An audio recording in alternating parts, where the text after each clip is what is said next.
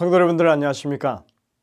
안교 교과 방송에 함께 하신 우리 성도님들을 진심으로 환영합니다. 새로운 분위기로 산다고 하는 것은 좋은 일입니다. 말씀 속에서 우리가 매일매일 그렇게 새로움을 경험하는 그런 삶을 살게 되시기를 간절히 바랍니다. 기도하시겠습니다. 하늘에 계신 아버지 하나님, 2024년 새해의 이 밝은 분위기 가운데 우리가 하루하루를 새롭게 열어갈 수 있게 해주셔서 감사드립니다. 저희들에게 힘과 능력을 주시고 또 성령께서 새 마음을 우리 마음 가운데 창조해 주셔서 하나님의 백성으로 산다고 하는 즐거움과 행복을 많이 느끼는 저희들의 삶이 되게 인도하여 주시옵소서. 오늘도 말씀을 펴겠사오니 주의 성령께서 우리의 심령마다 역사하시고 깨우치시고 말씀하여 주시옵기를 예수님의 이름으로 간절히 기도드립니다. 아멘. 저희들이 이번에 시편을 공부하면서 일과에서 시편을 읽는 방법을 지금 살펴보고 있습니다. 화요일 오늘 제목은 모든 때를 위한 노래입니다. 오늘 교과는 우리에게 몇 시편을 읽어보기를 권장합니다. 우리가 그 시편을 읽으면서 우리가 경험할 수 있는 서로 다른 면면을 한번 살펴보게 되겠습니다. 시편 3편입니다. 다윗이 그 아들 압살롬의 반란을 피해서 도망할 때 지은 시라고 되어 있습니다. 반란군에게 쫓겨 요단강을 앞에 두고 있습니다. 몇 시간 쉬려고 했지만 급히 도망하라고 하는 그런 소리가 들리고 깊은 그 물살이 빠른 강을 건너야 하는 그런 상황이었습니다.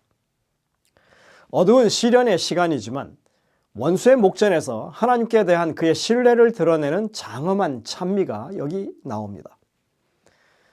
시편 3편은 아침의 시편으로 알려져 있습니다. 밤의 피곤함과 우울함이 새아침이 밝으면서 신뢰와 승리의 믿음으로 전환되는 그런 극적인 변화가 여기에 보입니다. 그러한 상황을 생각하면서 이 8절로 된 짧은 시편이니까 한번 함께 읽어보시면 좋겠습니다. 1절부터 읽겠습니다. 여호와여, 나의 대적이 어찌 그리 많은지요. 일어나 나를 치는 자가 많으니이다. 많은 사람이 나를 대적하여 말하기를 그는 하나님께 구원을 받지 못한다 하나이다. 셀라. 여호와여, 주는 나의 방패시오 나의 영광이시오 나의 머리를 드시는 분이시니이다. 내가 나의 목소리로 여호와께 부르짖으니 그의 성산에서 응답하시는도다. 셀라. 내가 누워 자고 깨었으니 여호와께서 나를 붙드심이로다. 천만인이 나를 애워싸 진친다 하여도 나는 두려워하지 아니하리이다. 여호와여, 일어나소서. 나의 하나님이여, 나를 구원하소서. 주께서 나의 모든 원수의 뺨을 치시며 악인의 이를 꺾으셨나이다. 구원은 여호와께 있사오니 주의 복을 주의 백성에게 내리소서. 셀라. 우리가 다윗이 처했던 그 역사적인 배경과 상황에 대한 설명을 듣고 나서 이 시편을 읽고 나니 다윗의 심정이 어땠을지 한번 그 생각을 가지게 되는 것입니다. 시편은 시 그 자체로 기도의 분위기임을 알 수 있습니다. 하나님과 영혼의 대화를 나누는 것입니다. 나중에 설명이 나오지만 이 시편에서 셀라가 3번 나오고 있는데 그 부분을 잠시 쉬면서 그 말씀을 의미하라고 하는 표시입니다. 이 기도는 몰아서 급하게 말하는 것이 아닙니다. 차근차근 쉬어가면서 그 문단마다 멈춰가면서 안전함과 감사의 마음으로 하나님께 아뢰는 기도라고 하는 것을 우리가 알 수 있습니다. 이런 분위기를 여러분들이 한번 여러분들도 그 시를 읽으면서 느껴보시길 바랍니다. 이제 다음 시편은 33편입니다. 구원을 베푸시기에 능하신 하나님을 찬양하는 시입니다. 창조의 능력으로 구원을 베푸시는 여호와 하나님, 오직 그분께만 우리가 구원을 기대할 수 있음을 강력하게 선포하고 있습니다. 우리 교과서에서는 33편의 1절부터 3절까지를 추천하고 있지만 저는 개인적으로 후반부의 12절과 16절부터 19절을 읽어보기를 추천합니다. 12절입니다. 여호와를 자기 하나님으로 삼은 나라 곧 하나님의 기업으로 선택된 백성은 복이 있도다. 이제 16절부터 19절로 갑니다. 많은 군대로 구원 얻은 왕이 없으며 용사가 힘이 있어도 스스로 구원하지 못하는도다.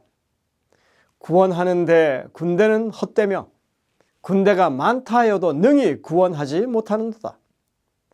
여호와는 그를 경외하는 자 곧 그의 인자하심을 바라는 자를 살피사 그들의 영혼을 사망에서 건지시며 그들이 굶주릴 때 그들을 살리시는도다. 군사가 많거나 용사가 힘이 세도 영혼을 구원할 수 없다. 사람을 사망에서 구원하실 수 있는 분은 오직 여호와 하나님밖에 없다. 그래서 여호와를 자기 하나님으로 삼는 백성이 복이 있다. 이렇게 말하고 있습니다. 참 이 구구절절이 우리 마음 가운데 와닿는 그런 표현이 아닐 수 없습니다. 시는 글로 읽기보다는 마음으로 읽는 것입니다. 마치 그 상황 속에서 내가 그렇게 말하는 것처럼 마음에 진심을 담아 읽는 것이 참으로 축복을 경험하는, 감동을 경험하는 일이 되는 것입니다. 시편을 대하는 우리의 태도는 어쩌면 예배에 임하는 우리의 마음가짐과 직접적인 관계가 있다고 할 수 있습니다. 조용한 시간에 개인적으로 하나님 앞에 서듯이 우리는 교회 예배 가운데서 그렇게 할 수 있다는 것입니다. 다윗이 언약궤가 예루살렘에 들어올 때 너무 기쁜 나머지 아주 덩실덩실 춤을 추다가 옷이 벗겨져 내려가는 것도 몰랐던 것처럼 우리는 청중의 한 사람으로서 하나님 앞에서 군중 가운데서 예배 드리는 것이 아니라 독자적인 예배자의 입장에서 하나님과 마주하는 개인적인 그런 경배를 하는 것으로도 생각할 수 있는 것입니다. 주의 임재 앞에서 우리의 심령이 더욱더 진솔할 필요가 있습니다. 우리가 시편을 읽을 때 하나의 시로 읽지 않고 하나님과의 직접적인 교제의 순간으로 그 순간을 경험하는 것처럼 우리가 예배할 때 우리는 그렇게 진실한 마음으로 주님 앞에 설 수 있다고 생각하는 것입니다. 이러한 시적 감동을 더 깊이 우리가 누리기 위해서는 우리가 시편을 더 잘 이해할 필요가 있습니다. 시편에는 어떤 시들이 있는지 오늘 교과는 분명하게 설명해 줍니다. 시편은 그 내용을 따라서 6가지로 그렇게 분류할 수 있다고 합니다. 첫 번째, 이 창조에 나타난 하나님의 위엄과 능력, 왕으로서의 다스리심과 심판, 그리고 신실하심을 높이는 이 창조주를 찬송하는 그런 시들. 두 번째, 하나님의 풍성한 축복에 대한 깊은 감사를 표현하는 감사의 찬송들. 세 번째로는 환난에서 구원해 주시기를 하나님께 간절히 부르짖는 정말 가슴에서 끓어오르는 애가들. 네 번째로 의로운 삶을 위한 실제적인 지침을 제공하는 지혜의 시편들. 다섯 번째, 하나님의 백성을 다스리는 왕이시며 구원자이신 그리스도를 가리키는 왕의 시. 전부 다 이 메시아를 가리키는 그런 예언적인 시라고 할 수 있죠. 여섯 번째로 이스라엘의 과거를 회상하면서 하나님의 신실하심과 이스라엘의 역할을 강조하고 다음 세대에게 선조들의 실수를 되풀이하지 말고 하나님을 신뢰하여 그분의 언약에 충실하도록 가르치는 역사 시편들. 내용적으로 볼 때 대략 이렇게 구분해 갈 수 있다는 것입니다.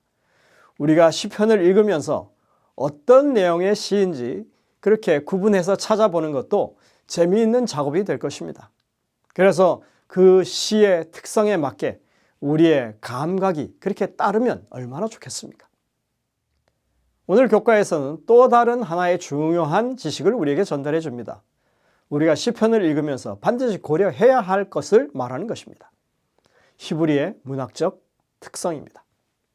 히브리 문학에서는 이 독자의 관심을 사로잡을 만한 그런 매력적인 요소들이 있습니다. 그런 문학적인 기법 중에 일부는 번역 과정에서 그게 표현되지 않아서 우리가 그것을 느끼지 못하긴 하지만 우리말로 읽더라도 시편의 문학적 특징이 여전히 있다고 하는 것을 여기 몇 가지 설명해 줍니다. 첫 번째로는 대구법입니다. 평행구조라고 했죠. 내용을 대칭적으로 구성하는 기법입니다. 그렇게 함으로써 이 단어나 구 또는 어떤 사상을 연결시키는 것입니다. 이것은 문장의 의미를 이해하는 데 도움이 많이 됩니다. 예를 들어서 내 영혼아 여호와를 송축하라, 내 속에 있는 것들아 다 그의 거룩한 이름을 송축하라 이렇게 했을 때 내 영혼이라고 하는 것은 그 다음에 나오는 내 속에 있는 것들과 같은 내용인 것입니다. 대응하는 내용입니다. 즉 한 사람의 전 존재를 의미하는 그런 말입니다. 대꾸법에는 다양한 용례가 있습니다. 이것 말고도 교차 대꾸 같은 것이 있는데 이것은 순서가 다른 것입니다.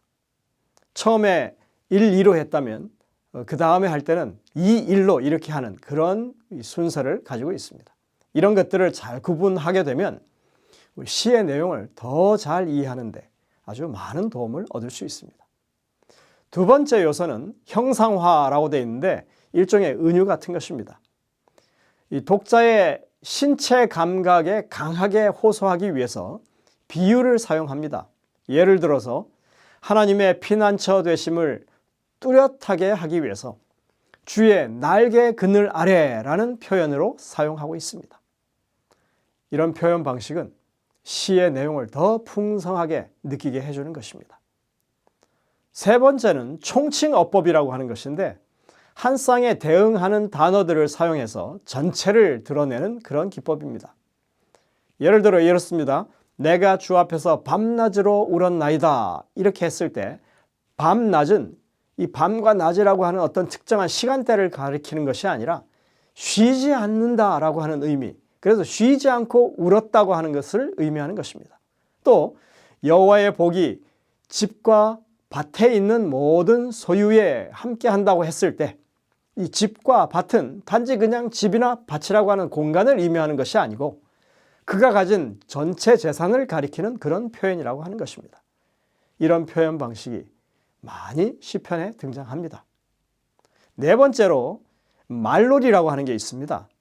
우리가 언어유희라고 하는데 이 발음이 같은 비슷한 것들을 활용해서 언어유희를 이렇게 하는 것입니다. 영적인 기별을 재치 있게 강조하는 그런 방법입니다.